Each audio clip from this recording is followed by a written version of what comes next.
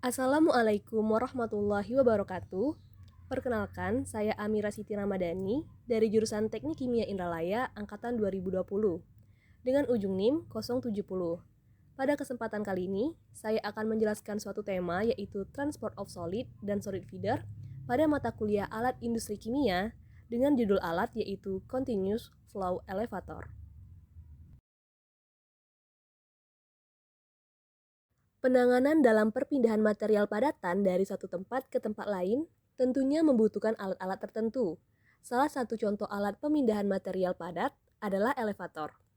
Elevator sendiri adalah alat yang digunakan secara periodik untuk menaikkan ataupun menurunkan material melalui guide rail secara vertikal. Dalam kegiatan industri transportasi suatu material dari satu tempat ke tempat yang lain, tentunya membutuhkan alat-alat tertentu. Salah satunya yaitu Continuous Flow Elevator. Continuous Flow Elevator merupakan alat pemindahan yang termasuk dalam sistem transportasi material padatan yang letak pemindahannya memerlukan arah vertikal dan alirannya berlangsung secara kontinu. Alat ini biasanya terbuat dari baja karbon yang bentuknya simpel, murah, serta sangat tahan lama. Continuous Flow Elevator memiliki fungsi yakni sebagai alat pengangkut material padatan yang dapat menurunkan material padatan dari tempat yang lebih tinggi ke tempat yang lebih rendah dengan cepat dan lebih efisien. Contoh material yang dapat dibawa diantaranya yaitu granula, bongkahan kecil seperti pasir, kerikil arang, dan bubuk halus seperti tepung. Continuous Flow Elevator ini juga memiliki 4 tipe.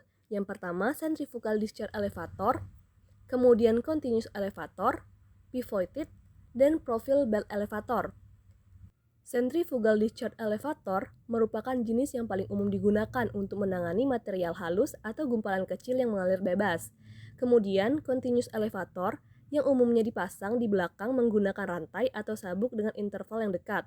Lalu Pivoted yang digantung di antara roller paralel sehingga bucket dapat berayun atau terbalik dengan bebas. Dan terakhir, Profile Belt Elevator yang dapat beroperasi pada kemiringan lebih dari 90 derajat dan memiliki dinding tepi yang fleksibel. Prinsip kerja dari Continuous Flow Elevator yakni Continuous Flow Elevator akan menggerakkan material padatan secara perlahan atau pada kecepatan yang lebih rendah. Lalu, prinsip kerja ini dilakukan untuk meminimalkan kerusakan produk yang rapuh. Selain itu, material padatan nantinya digerakkan dengan arah vertikal dan akan menumpahkan material padatan setelah melewati atau mengitari kepala katrol. Untuk contoh prinsip kerjanya dapat dilihat pada video berikut ini. Kemudian, terdapat 5 prinsip dalam pemilihan alat Continuous Flow Elevator. Yang pertama, karakteristik dari material padatan yang akan diangkut. Yang kedua, jenis dan bahan flight seperti baja tahan karat. Prinsip yang ketiga yaitu jenis dan ukuran rantai yang perlu dirancang untuk menahan beban pengangkutan. Yang keempat, kapasitas alat. Dan yang terakhir, lokasi dan ukuran dari feed dan discharge point. Kemudian, terdapat pula 4 prinsip dalam pelancangan alat Continuous Flow Elevator.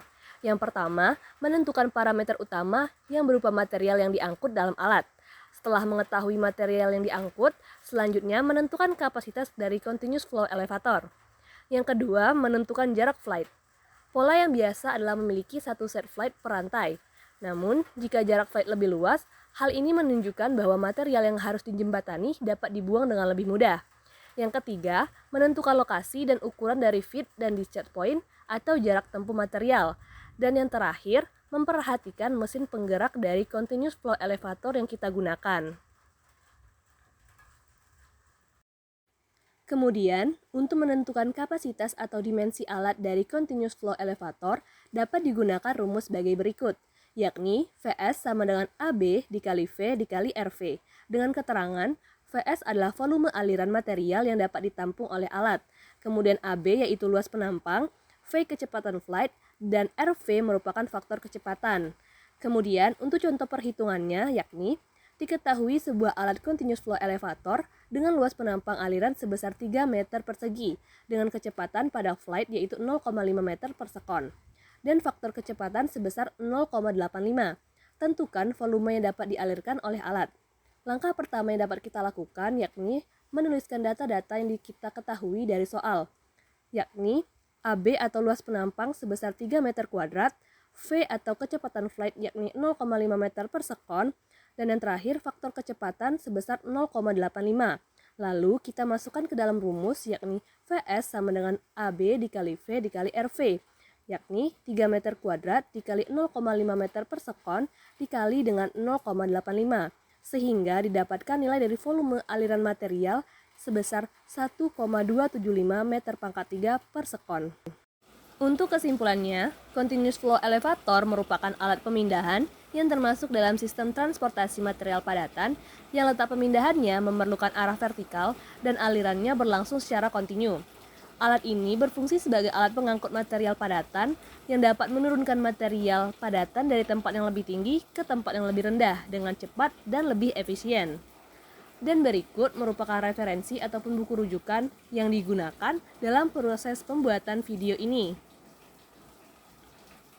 Baiklah, saya rasa itu saja yang bisa saya sampaikan. Saya mohon maaf apabila ada kesalahan kata, dan saya akhiri. Wassalamualaikum warahmatullahi wabarakatuh. Terima kasih.